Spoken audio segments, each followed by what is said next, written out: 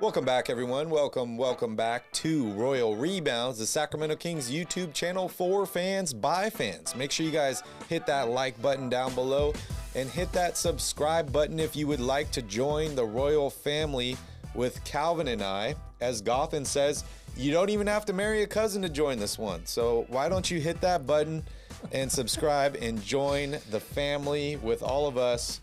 We put out fresh Kings content almost daily, and we are live after every single Kings game. We give you a shoulder to cry on. We have beers that you can not drink, but you can watch us drink, and you can drink at home by yourself and participate in the chat. Calvin, I've been thinking, I wanted to ask you about this, which I didn't have a chance before the show, so I might as well ask you in front of everybody. I'm thinking we need to do a new section where we highlight a fan of the week. Maybe we talk about, people that have been very active in the chat or comments or Instagram, one of these things. But I'm thinking maybe we should have a fan of the week. Maybe we have them call into the show, and maybe they can give a minute or two on the big screen here of their thoughts on the Kings. I love that idea. If you guys love that idea. We're for the fans, by the fans. Exactly. If you guys love that idea, let us know in the chat. Our goal of this channel is to give you all a voice. Yes, there are stupid questions, but that's okay. We want everybody's voice to be heard, and, every opinion matters. All right, Calvin. Did Barry give you guys enough confidence here to call in? And yes, there are stupid questions, but we'll take them. That's okay. Stupid questions are okay. I do stupid stuff all the effing time. All right, let's talk about De'Aaron Fox. What's wrong with him, Calvin? Does his ankle hurt again? Or Well, what's wrong with him is there's some neuron firing mishap between his brain and his ankle. His brain is telling him that his ankle hurts too much and he can't play. No, I mean, I don't know. Like, it's exactly what we talked about when James Ham was on the show. He says his ankle hurts too much to play. We're not De'Aaron Fox. We don't know how much his ankle hurts. Yes, the doctor's reports come back positive or negative, whatever way you want to look at it, whatever word you want to use to describe it.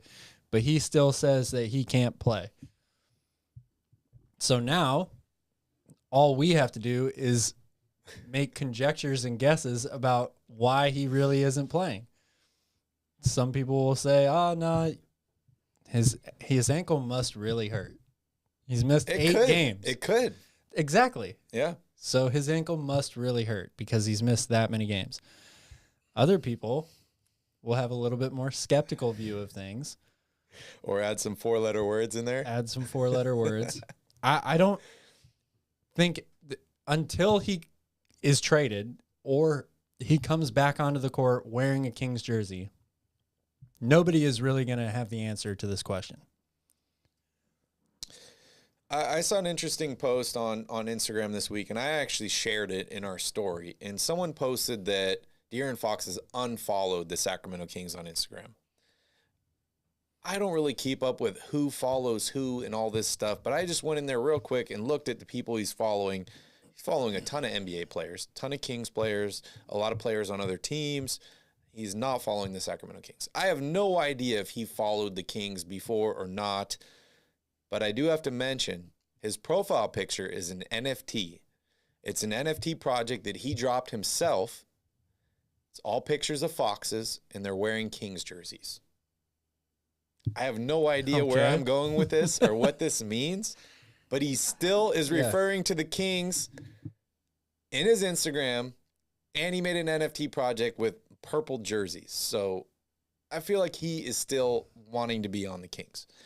But the question I have for you, Calvin, is do you see any similarities between this Fox-Kings situation and the Kawhi Leonard Spurs situation? It is almost like you were reading my mind bringing that up because I see a ton of similarities between these two. Both guys Kawhi Leonard is maybe a little less outspoken than De'Aaron Fox, but both of them are pretty quiet guys. The only difference, I guess you could say, is that Kawhi Leonard was with a really good winning team at the time. De'Aaron Fox has never been on that winning team in the pros. But I see a lot of similarities here. It's like both of them, they say that they're hurt. The team says they're not. So they're doubling down on this right now. And I guess the only way we're really going to find out how many similarities there are here or not is if it comes out that De'Aaron Fox is actually more hurt than he is letting on, because Kawhi did have more of an injury that he felt like was keeping him from playing at a high level, or what he, expects to play with. But I think that they're also using this as leverage. I mean, how can you not? This is a player-driven league. This is the point that we've gotten to at this point in the NBA, in that the players have all the power. They really do have all of the power. They do. And every day, I think more and more of these guys are realizing that. So that now you have a guy who plays for one of the worst teams in the league who still has this leverage over this team. I could be totally wrong, but I do see a lot of similarities here between those two situations. Why do you think Kawhi wanted to leave the Spurs? That's the most puzzling thing for me in this entire situation, because who knows? He seemed like it was like a match made in heaven, right? Like they traded, I think, George Hill, right, to the Pacers for Kawhi Leonard, or for the draft pick for Kawhi Leonard. He's got 3 Hall of Famers around him. They set him up perfectly. He wins Finals MVP. He turns into this amazing player. He's really quiet. We don't hear anything from him. Yeah. He's got the best coach in the NBA in Greg Popovich. Maybe he saw the writing on the wall of, like, Timmy's retiring, Tony's gone, Ginobili's gone. But it seemed like a perfect transition into this new superstar. This is my team now. I already did win the finals. I already was a MVP or finals MVP.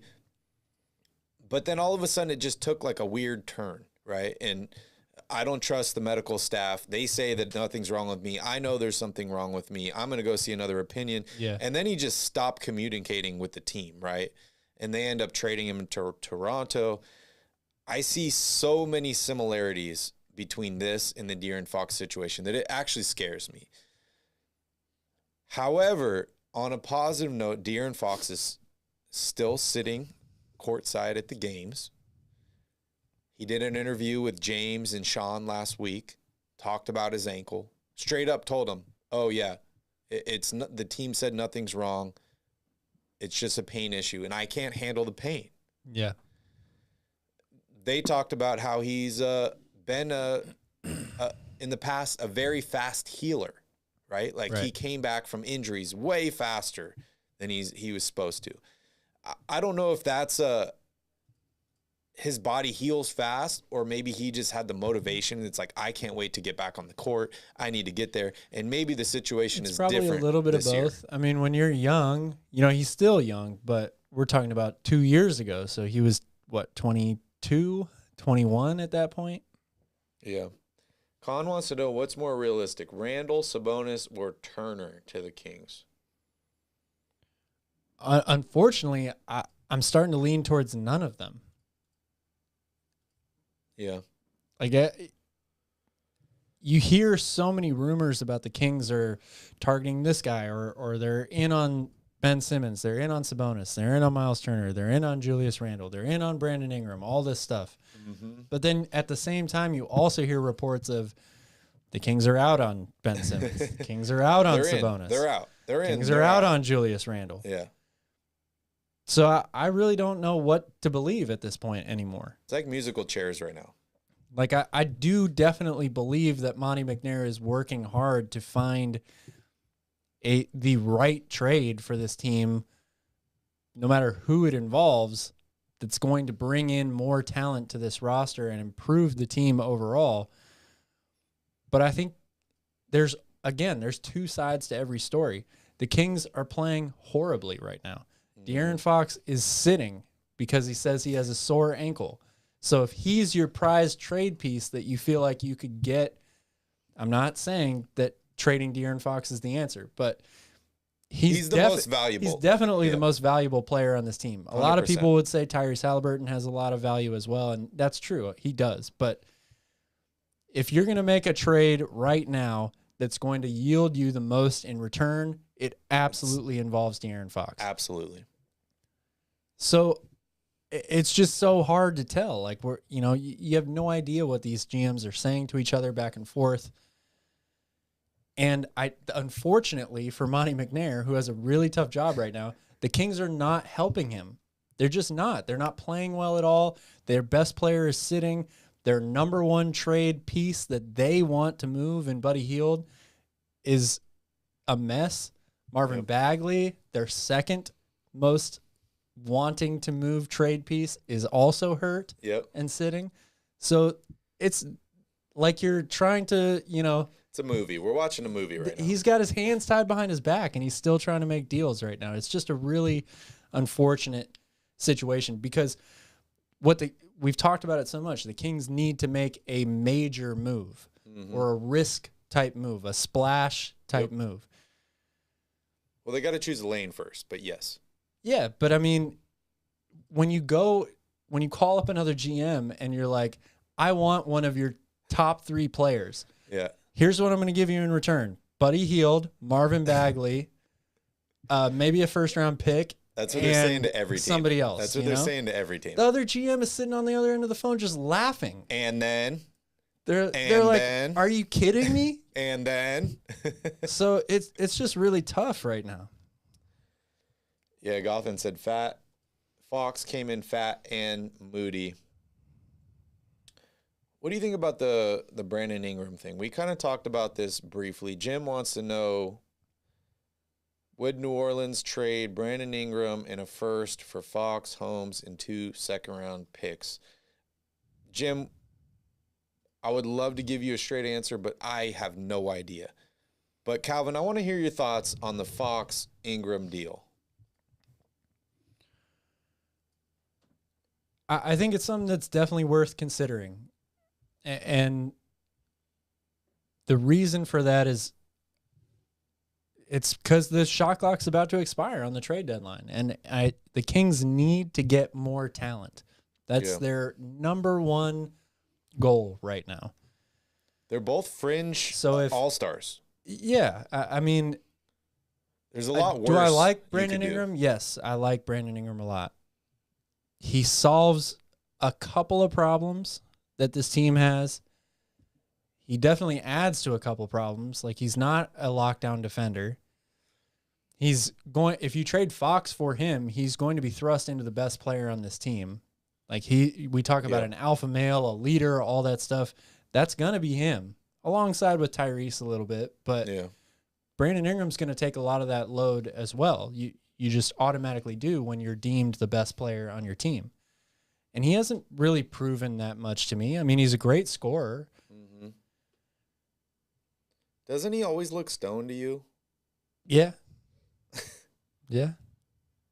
I don't know why. Every time I see him, I'm like, what's wrong with your eyes, man? What's going on with your eyes? So I don't know. I mean, it's definitely a deal that I would consider because, again, I feel like the Kings, their backs are up against the wall right now. Yep. And their options for a team that everybody has said for weeks now and months, this is the most active team in the trade deadline. Virtually their entire roster is expendable. That should leave you with a ton of options, right? Yeah. But every day, those options become smaller and smaller and smaller. It's funny, man. We've been talking about these trades for like over a month now. Yeah. And it's like, 2 months until the trade deadline. 3 weeks until the trade deadline. Now it's like, okay, 5 days until the trade deadline. What is going to happen? And this is the way it works a lot of times. times. There's been no deals. Yeah, but again, that's the way it works a lot of times in the NBA. You don't. Yeah. It's very rare that you see a blockbuster type or a major shakeup trade happen months before the trade deadline. It's just very rare that happens. Yeah. So the Kings do have that going for them, but they also have a lot of things negatively going against them. They just need to figure it out, man. I just can't wait till the 10th is here. I don't say this a lot, but if I was in the movie Click right now, I'd hit the fast forward button. I just want to, I want to fast forward to where we're at the game on the 8th and the 9th. But honestly, the 10th is going to be so revealing, right? We're going to figure out whether a trade happens. We're going to figure out what the direction of this team is, hopefully, for the rest of the season. I think we're going to end up figuring out what's going on with Fox, with Bagley, whether any of these guys will be on the team, and where to go from here, because it's so puzzling. There's less than 30 games left in the season, and we still don't know what the direction of this team is, right? The front office says one thing, the players show another thing. Yes, they won tonight. Yes, they've won 2 out of the last 3 games, but they're a horrible team.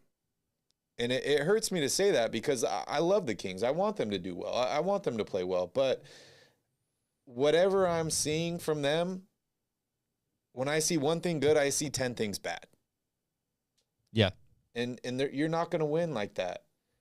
Even if you were to sneak into the 10th seed at 20 games under 500, you're going to lose. You're going to lose. All right, I think someone was asking here about, hold on, let me check it out. Oh, Key Kings was asking if you saw Chet Holmgren's stats today. Did you see those? I didn't see his stats today, but I know he's been balling out over the past few games. Yeah. I think this is a perfect transition into our Don't get too high debate on that either. I love Chet Holmgren as a player. I think he's going to be a really good pro. You also have to look at the competition level that he's playing right now. That conference has pretty much nothing in it. And again, that doesn't take away from how talented he is. He is a very unique big man. He can do a lot of things that 98% of people his size cannot do. Yep. And I think that's a perfect transition here into our next topic, tanking. Vinny, can you show my screen here? Perfect. So, Tankathon, I don't know if you guys know about this, one of my favorite websites, and only because I've been a Kings fan for so long and we've missed the playoffs for so long that I look on here to figure out what the hell is going on. So, according to Tankathon, currently the Kings are projected at the 7th pick, and let's look here at mock draft. Yeah. So the thing is even if the Kings have the 5th worst record in the NBA, for them to have the 5th pick, the worst 3 teams have to win the lottery. They have to win 1st, 2nd, and 3rd for the Kings to even have that 5th pick. Right. So if they're the fifth worst team in the league, they're basically 7 or 8, because even if you have the worst pick or worst team in the league, they still only have a 25% chance, or I think it's even less now. It's 17% chance of getting that number 1 pick, and the next team with the 2 and the 3 pick. So you're going to be in that range unless you get lucky, or unless you just say F it for the rest of the season and you lose a ton of games, which is going to involve trading big name players and just throwing out a bunch of young guys. But this is what basically the mock draft is looking like right now. And then we'll jump into tanking and what that means for the Kings and what our definition is. But just looking here at this lineup here, Calvin, you see anybody you like here? Are you happy with the 6th pick? Would you rather move up to 4, down to 8? Obviously, you want to be in the top 3. Well, look, but I'm just... Yeah, I mean, I'd love to be in the top 3 of this draft. That doesn't mean you can't land a solid player. I saw who said it here. Charlie says Jaden Ivey is the best player in college basketball. I don't know if I totally agree with that statement, but he's definitely one of the 4 or 5 best. Another guard, but he's a shooting guard. He's not a point guard. Yeah. That's somebody that you can pair alongside whoever it's going to be. Fox and he's a Haliburton and very, Mitchell. very good defender. Very, very What good if you defender. have Fox, Haliburton, Mitchell? You still taking him? I'm considering it because at that point, you know, I mean, again, it's kind of like best available strategy, but yeah, look, they need wing-sized defenders. Jaden Ivey is definitely one of those people. He has a lot of potential. I mean, obviously, you want to be in the top 3 of this draft. That's the cream of the crop. And it kind of dwindles off after there. I love Ben Mathurin as well. Another guy that would fit an area of need for this team. Wing, super athletic, good defender. Keegan Murray, as Key King says, is another good option here. So who would name your kid There's Benedict? definitely, he's Canadian. Okay, I'm surprised he doesn't end up getting drafted by Cleveland because you know how the owner loved that Benedict Arnold thing. Yeah. What was it, like LeBron James when he left Cleveland the first time? I think he changed. So he owns Fatheads, right? The stickers for your wall. He changed the price of all the LeBron James Fatheads to like 17, whatever the year was that Benedict Arnold turned on everybody. That's just wild, man. I can't believe people are still naming their kids Benedict. Sorry for interrupting. No, it's okay. It's okay. I mean, bottom line is if you're in the top 8 to 10 of not just this draft but most drafts, you should be able to go out and get a player that might not be a superstar, but you can get somebody that's going to help your team, right? There's a reason why they're a top 10 pick. Mm-hmm. The question is going to be, what is the rest of the team makeup going to be at that point? What does the team do at the trade deadline? What are the areas of need that they are targeting in the offseason? This team definitely needs wing help. Yep. That's like one of the most obvious things. Either to replace HB or to move HB to the 4. Exactly. Or a starting power forward also. Exactly. Right? Yep. So there's a lot of ways that they can go in here. I think Gothen's first name is Benedict. You said JK. Maybe that's his middle name. Perhaps. Bring your ID to the game. I got to see your ID. I want to know your middle name so I can make fun of you. All right, Vin, you could take that off the screen. So Calvin, this kind of brings us into this tanking debate, which we've had in the past, and we got into it with Leah from Cowbell Kingdom, and you know, we've talked to James Ham this week. I've heard from Sean Cunningham and what he's talking about. It seems like there's a lot of Kings media guys with different ideas of where this team should go, and that's good, right? Like, if you were to create a team, you don't want everybody to have the same idea because that's boring and you're never going to get anything really accomplished unless you have guys with different ideas, right? They combine together, you work together to figure out what exactly is happening. So let's talk about tanking here. When I look at tanking, I feel like tanking is like it's not just purposely trying to lose, but it's more of like a premeditated thing. Like, okay, this is going to be a bad season for us. And I think of this in terms of like me playing NBA 2K because I've done hundreds, if not, no, probably just hundreds. I don't want to exaggerate too much, but I've done hundreds of Kings rebuilds on 2K over the past 15 years, like literally hundreds of them. And sometimes you're like, okay, it's the start of the season. I'm going to trade everybody, and I'm going to tank this year for a top pick. Is that different than giving it a good go, see what happens, and then at the trade deadline, seeing the writing on the wall and saying, we're not a good team, we're not a playoff team, how can I put us in the best position next year? We need to trade players. We need to give young guys minutes. We're going to get a top pick in the draft, and we're going to try again next year. No, I don't think so. I mean, it's just two different ways to achieve the same thing, right? Like, it just depends on your situation. Yeah. tanking is just, it's a really weird thing, you know, because like we're seeing with Brian Flores, Yeah. the owner will go to the head coach and they'll say, you need to lose. They don't go to the players and say that, though. Yeah. Because why would you? That's like, that would be one of the worst things that you could possibly do.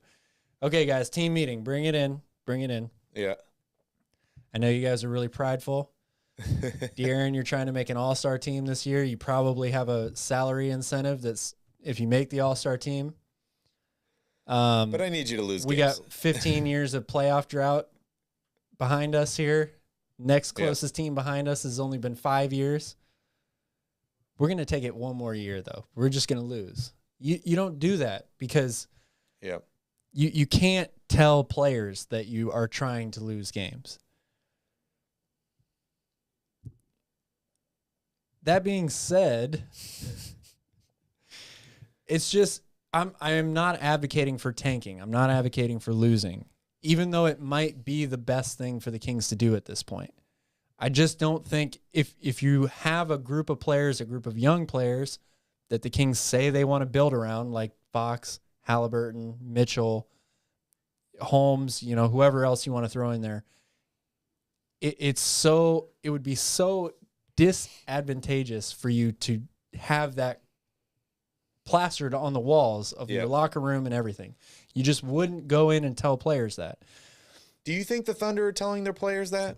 No, well, I mean, there's no way for me to really know, but I don't think that any organization, I mean, players are, everybody's a person, right? Like you're intuitive. You can tell when things are a little off or whatever, but I would be very surprised to hear any owner go into a locker room or have meetings with players and say, hey, this is going to suck. I understand. I mean, Philadelphia, everybody knew that. Like they're the only team that I've really seen in modern professional sports history that advertised so adamantly. Sixers, yeah. We are trying to lose right now. All it is get draft picks.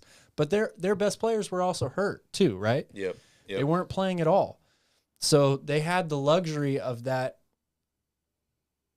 those injuries to be able to say, like, this is a lost year because our best players are hurt. So we're just going to try to get a better draft pick. Mm-hmm.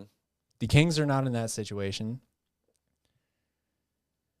But at the end of the day, it's like, if we're not going to make a deal or make a move that improves the talent of this team, then what position are you really in at that point? Again, I'm not saying go out and try to lose games, but you're obviously not a playoff team at that point. If you don't add talent to this roster or flip guys over, change things up a little bit, get some fresh perspectives in there, some fresh playing time, all that stuff. So if you don't make that deal or two deals that improves talent in the short term, then you're automatically playing for next season. Yeah. One thing I've done in 2K in the past is I like to trade for other teams' picks, because then it doesn't matter how well my team does. I keep my pick, I trade my veterans, and I play the young guys. And if they play well, I'm happy. If we win games, I'm happy, because I'm like, my young guys are developing and they're playing well. And then when draft comes around, I have another team's draft pick and I have my own. If they play bad, my draft pick's higher. And I'm like, well, they played bad, but I'm giving them minutes. They're learning, they're developing, and I get to add another young player as well. That's 2K. That's not real life. Yeah. There is a big difference, right? You look at the Thunder, what do we say, 30 draft picks over the next, 6 years or so. Yeah, 7, I think. Most of those picks are from good teams, right? Like the Clippers. I don't know how much value they're going to actually get from those picks. Now, if Kawhi and Paul George bailed and moved to another team, that could be a home run for them, right? Well, yeah, it could in terms of draft position, but just the sheer number of picks they have equates value because you can then package multiple picks for a deal to move up. Yeah. Draft wise or for another player. Yeah. The reason I say this is I feel like looking at past deals gives you kind of an insight into the future, right? So do you remember when Boston traded KG and Paul Pierce to the Nets? Yes. Ton of picks involved in that deal, right? Brooklyn basically had 1 year. They had 1 year.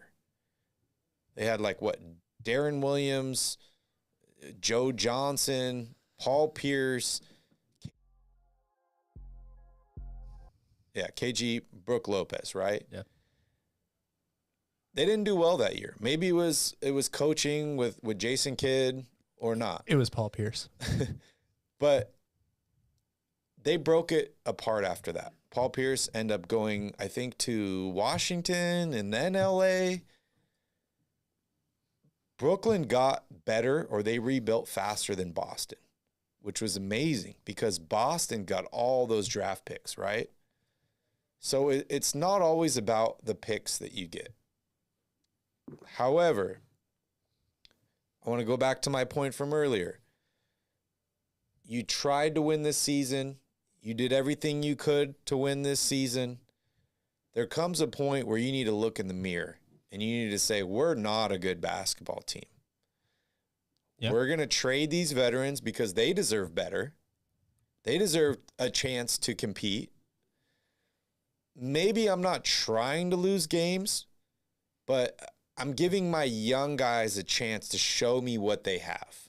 Yeah, you're not trying to lose games, but you're okay with losing games. I'm okay losing games, but I'm not incentivizing people to lose games. Right. I'm not telling my coach. Paying Alvin Gentry $100,000 for every loss. I'm not telling coaches to lose games. I'm not telling players to lose games. I want them to go out there and try as hard as they possibly can. I want winners. But looking in the mirror, this is a lost season, in my opinion. You're not a good team. You fired your head coach. The current head coach you have, Alvin Gentry, I like him. Awesome NBA person, great career. I don't want to take anything away from Alvin Gentry, but he's not the guy for this team, and he has no responsibility for this team, right? Well, and that's not on him. That's not on him at all. But when a team fires their coach midway through the season and they bring up an interim coach, the failures of that team doesn't fall on the interim coach, right? You could say he's going to get the losses on his record, but it's not his fault. Damned if you do, damned if you don't situation. Exactly. As an interim coach, you're like, I could turn around and win, 70% of my games. They still might not hire me back as head coach. But on the other side of that, I could lose every game for the rest of the season, and people will be like, he was just the interim coach. Exactly. So, is there not a better situation set up for Sacramento to trade their veterans, get some more pieces, play these young guys, figure out what you have in these young guys and which ones you will be building around moving forward? Yeah. And capitalizing on your draft pick. Yeah, no, I totally agree with you. It's the one thing that really confuses me a lot about this team. I don't know why we're not seeing more of people like Keita, even Lewis King, who personally I'm not really that big of a fan of. Yeah, he's a volume shooter. He has flashes, out there where he looks pretty good. I know he's been killing it in the G League. I love the last name. There's a lot of people that kill it in the G League that never make it to the pros, though. I don't know. He just doesn't really. He seems to me like a poor man's Mo Harkless, honestly. Yeah. Without the defense. Without the defense. Yeah. Jim, but Doug again, will not be the next head coach. You still need. Now is the time to give those guys minutes, because you might not have an opportunity to do it ever again. Yeah. These guys might not be on the team next year. Yeah. And we've seen this Kings team have young players that have gone on to do well with other teams. Maybe because they didn't have an opportunity in Sacramento or whatever it might be. But why wouldn't you want – you already know what you're going to get out of De'Aaron Fox. If I'm the Kings and I want to keep De'Aaron Fox, I'm going to tell him straight up, hey, man, we're not trading you. You're part of the future. But I want you to sit the rest of the season, and I want you to get healthy. I want you to figure out what's happening with your ankle, what's going on mentally, or whatever other issues you have. He's your best player, and you need to be honest with him and tell him what the plan is. Yeah. I think that's De'Aaron's biggest issue with the Kings right now, is he has no idea what the plan is, right? You drafted a point guard the last 2 seasons when your best player is a point guard, and now his feelings are hurt, in my opinion. Yeah. Yeah. So I think he'd sit the rest of the season if I were the GM or the head coach of Sacramento. And I would play these young guys so I could figure out who I actually wanted on my team next season. A lot of these guys will not be with the Kings. They will not be. But how can you make a decision on a guy that's played 5 minutes a game? Yeah. How can you make a decision on a guy that's played 10 minutes a game every other game? You can't. Yeah. Give them opportunities. Yeah. No, I agree. Sit back and watch. I agree and with you'll know a lot with what you're saying. At the same time, though, if I'm running a team and my best player wants to play, I just don't know if I could. I feel like you're doing more harm than you are good to tell that player sit for the rest of the season. Yeah. We're going to give these other guys a chance. We want to see if some of them we're going to keep for next season. Like, you can do that. You can evaluate and do that without having to sit your best player. I just think that he's sitting himself. Exactly. He's sitting himself, which is another situation. But I would never go to my best player as a GM and say, you need to sit. Yeah. If he wants to play, then he plays. Like, I feel like you're setting yourself up for more problems that way. Yeah. I agree with you. It's got to be a mutual decision. Yeah. I think you got to be open with him, but I also wouldn't be throwing him under the bus right now and like, he's cleared by the medical staff. It's up to him at this point. Yeah, well, and that's the thing is, like, everybody will say, well, what if, the season's already lost? What if he gets hurt, blah, blah, blah. An injury can happen at any time. Like, if you're really the best player for your franchise, it's almost always better for you to play. No matter how bad the team is, it's better for that individual player. Sure, they don't like losing, all of that stuff. But if you go to them and you say, you know what, we're just going to shut you down. This season's over. You've already gone through 4 years where you lost a shit ton. Yep. It just doesn't sound good.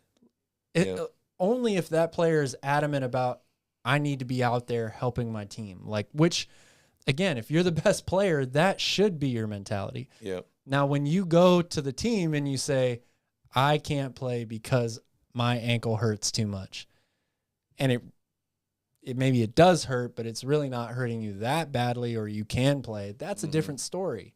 I think that the Kings front office, if that is the case, they let this situation get to the point where it is right now. If I'm the GM of any basketball team, my best player is going to be my best friend. And I'm going to be right there, and I'm going to be protecting him. I'm not going to put it on him. I'm not going to say, oh, King's medical staff says you're cleared. It's really up to whether you can play and whether you can handle the pain at this point. I'm going to say, no, De'Aaron Fox is injured. I'm going to put him on the injury report. I'm going to be on the phone with him every day. How are you feeling? How's the ankle? I'm going to update you. Fox is injured. I'm going to take all that blame for him. I'm not going to put that on him. Mm-hmm. I'm going to say De'Aaron Fox can't play. He's injured right now. Yeah. Yeah. That's the relationship you need to save if he is going to be your franchise player. It really is. Yeah. But I get what you're saying. I'm not going to tell him to sit. It's going to be a conversation. Sure. It's going to say, hey, we both want the same thing. Yeah. We want this to be a good team. We want to go to the playoffs. Let's look in the mirror right now. This is where we're at. You're not feeling good. We have all these young guys. Tell me who you like. Tell me who you want to play with. Yeah. Let me evaluate these guys, and then in the offseason, we'll revisit this. Right. I think we're both saying the same things. It's just two different situations. It's one if your team is really bad, and one if your team is competitive. You know, it's like you always have to be doing what you can to assure your franchise player that you care about them. Yep. I mean, because otherwise, you know, Anthony Davis decides he wants to play with LeBron in L.A.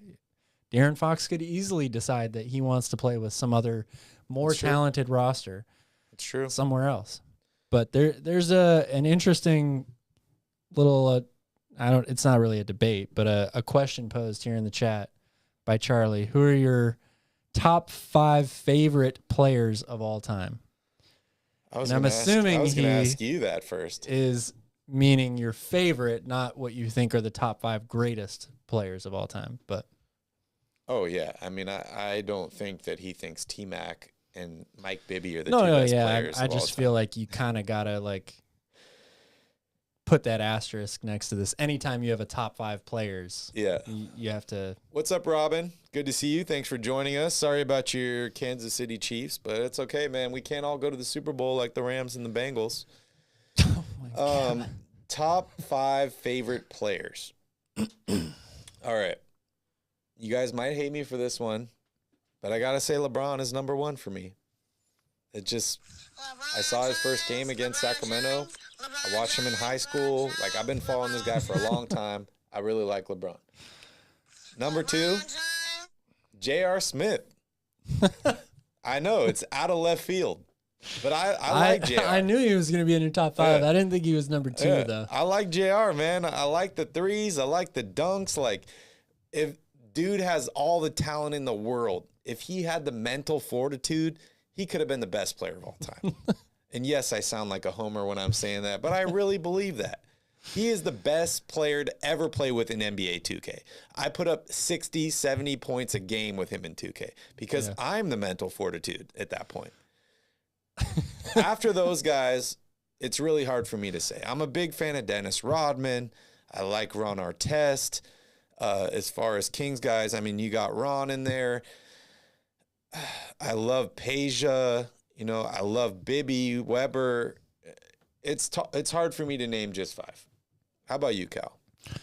Michael Jordan, number 1. It's hard for me to name just 5 for sure. Number 1 is without a doubt Michael Jordan. Like a lot of people my age, he was my absolute idol. When I was a kid falling in love with basketball, he was in his prime. It was easy to like him, right? Number 2 is going to be Dwyane Wade. I'm sure you knew that was coming as well. Dwyane Wade, obviously one of my favorite players of all time. He's the guy I modeled my game after as I was getting better at basketball. Number 3 is going to be Scottie Pippen. Yep. Number 4 is going to be LeBron James. And number 5 is going to be... First guy that hasn't played for the Bulls. Yeah.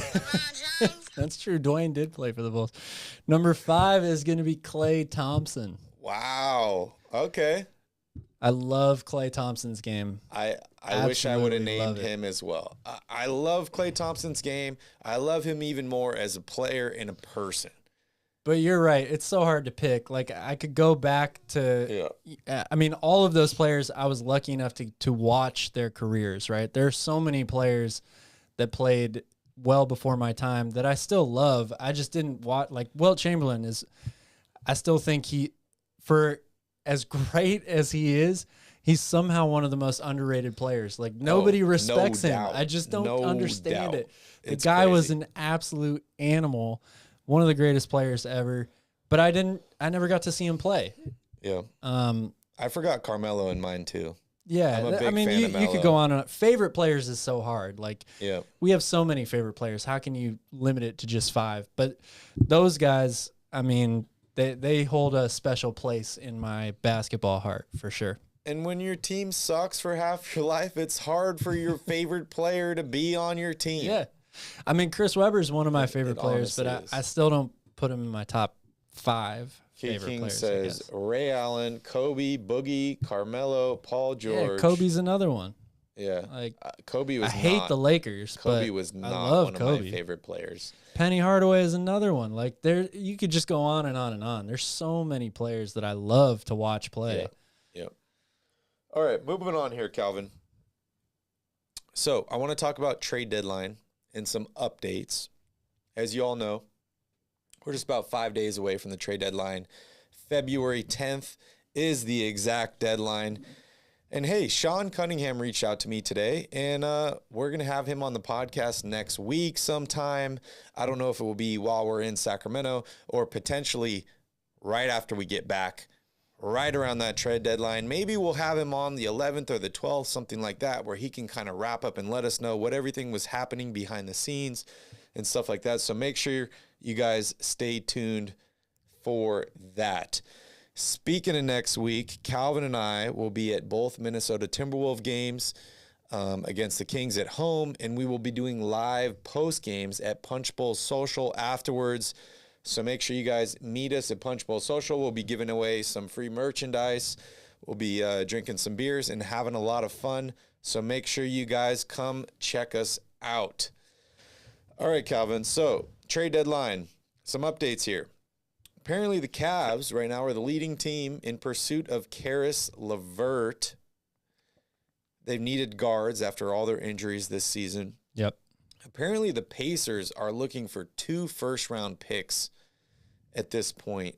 That is a lot. I know you love Caris LeVert a lot. I do love Caris LeVert, but I wouldn't trade 2 first-round picks for him. That is a lot.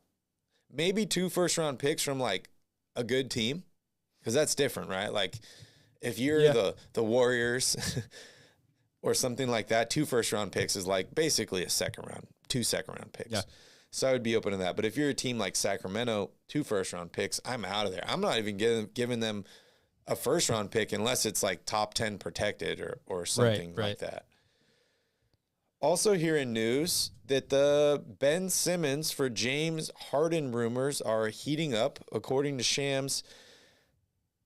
Not Houston, Brooklyn is actually open to listening to offers from Philadelphia at this point.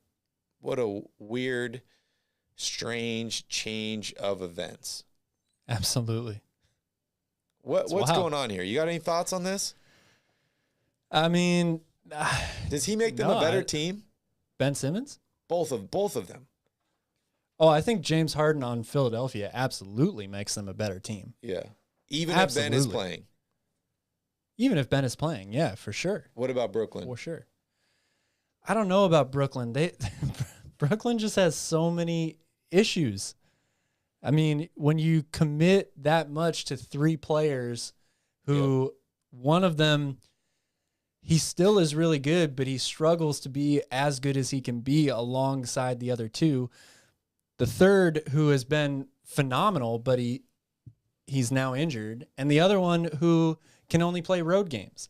It's like you can't get the playoffs. You can't get the best out of each individual one. Kevin Durant has been phenomenal this season, MVP candidate, but at the same time, it's like you're just wondering how long is his body going to hold up. Yeah. You know, you're concerned about that. So the Nets are tough when they're healthy. It's hard to pick against them, but the problem is that they have a hard time putting their 3 best players on the court at the same time together. I was listening to D'Lo and Casey yesterday, and they had a woman on their podcast. I'm sorry, I can't remember her name, but she was in charge or a part of like MGM betting, and she had a really hot take on Kyrie Irving and the whole Brooklyn Nets situation. What she was basically saying is that Kyrie Irving has not been healthy his entire career. It's true. Even he has back had a lot of into injury college. Problems. Yep. He's just been only played 9 games in college. Yeah, he's just been injured. Amazing player, a lot of skill, but she thinks that he realistically thinks he's only good for about 40 or 50 games a season. Yeah.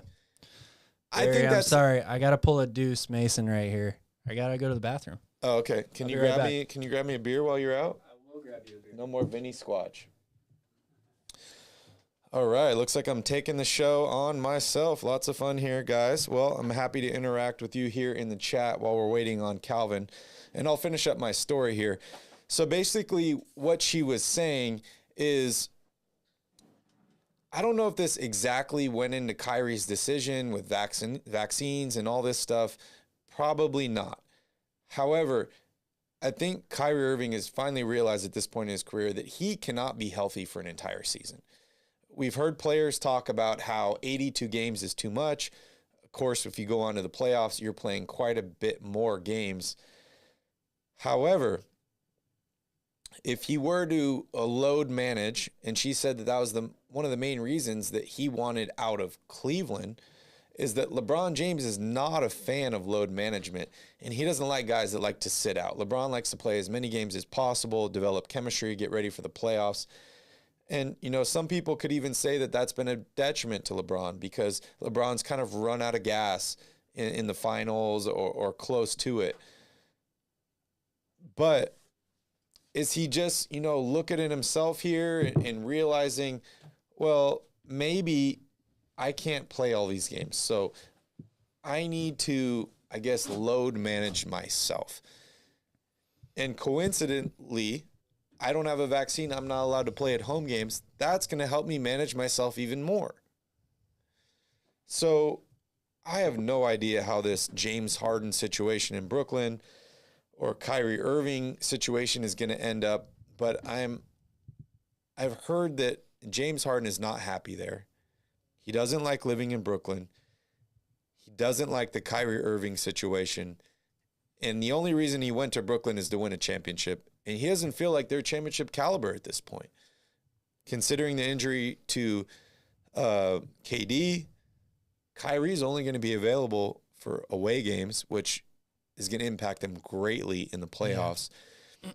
And the fact that James has been dealing with injury issues himself, he only had 4 points the other night against Sacramento. Yeah, I mean, they have other issues too as a team. They're really missing now I'm blanking on his name. Joe. Who? What's his name? Joe Harris. They're missing he's him a lot. Injured too now. And he's apparently going to have another procedure on his ankle, so he's going to miss even more time. The Nets have been all in, that's no secret. They signed all these guys.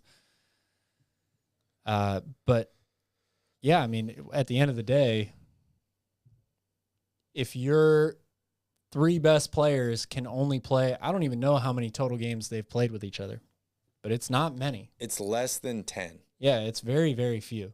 Yeah. If that's the case, do you really expect that you're just all going to walk into the playoffs and run people out of the gym? Bryce wants to know if we want James Harden.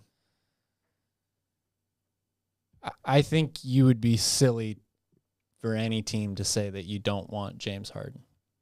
It's just a matter of what it takes to get him. Yeah. De'Aaron Fox and a couple picks, I don't know if that does it.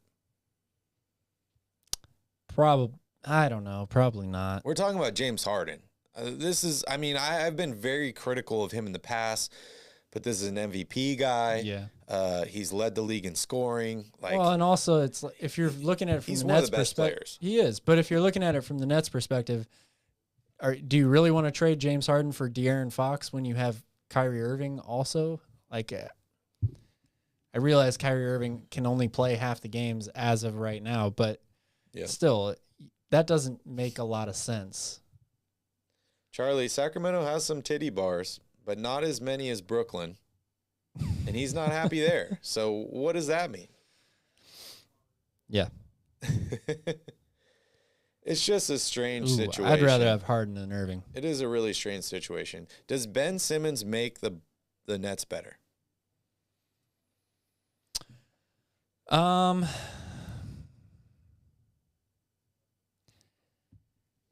don't know if he makes them better, but he definitely doesn't make them worse. Really? Yeah. I mean, come on. You've got Kyrie and again, I know Kyrie isn't going to play in every game, but you've got Kyrie Irving and Kevin Durant, and you're adding potentially the defensive player of the year alongside them, like that's not going to make your team worse. Yeah, but KD's out at this point, right? Yeah, for now. But he's played most of the year, and he's played at an MVP Kyrie level. Is available for away games. So currently, right now, you'd have Ben Simmons playing home games by himself. Yes, right now. But again, the idea is Kevin Durant's not done for the season. I'd rather have James Harden playing home games by himself. I just would. I'd rather have 3 players that I could count on night in and night out that want to be there. In a perfect world, yes. So I feel like if you decide that you have to or that you are going to trade James Harden, there'd be a lot worse people that you could get in return than Ben Simmons. Yeah, I agree. And I do think Ben Simmons would fit that team very well. You would fit that team very well. And if they were all healthy, I think they could be better with Ben Simmons than with James Harden. I agree with you. It's possible. Yeah. It's possible. If they're all healthy. However, if they're not, James Harden can shoulder a bigger load than Ben Simmons. The biggest problem with this whole equation is we don't really know how good the Nets can be with James Harden, Kyrie Irving, and Kevin Durant because they have almost never played together. Yep. Yeah, and Gotham's got a good point here. Floppier than Vlade. I hate the James Harden flops, man. I'm so happy they changed the rules this year just for his sake. All right, Calvin. Anything else you want to talk about here? Are we ready to move on? I think we've covered a decent amount of ground here. I don't have much else to say. I wish there was more trade news, trade things that we could talk about, but unfortunately there's not at this point. You know, the last trade, other than this one that happened just a few days ago, or actually yesterday with the Clippers and the Blazers, other than that, we haven't seen a trade since like January 19th. So very underwhelming at this point. I think everybody's waiting on this whole Ben Simmons thing and what happens with that. Once that domino falls, if it does fall, I think you're going to see a bunch more deals. The Kings are still working hard behind the scenes. We still hear them involved in multiple teams. But we don't know what's going to happen, just like you guys. And it's exciting for us as well. So it'll be interesting to see what happens in the next 5 days or so. Oh, yeah. But we're going to take another quick break here. And when we come back, we're going to take a look at the Kings' next week of basketball action with Kings Crusade.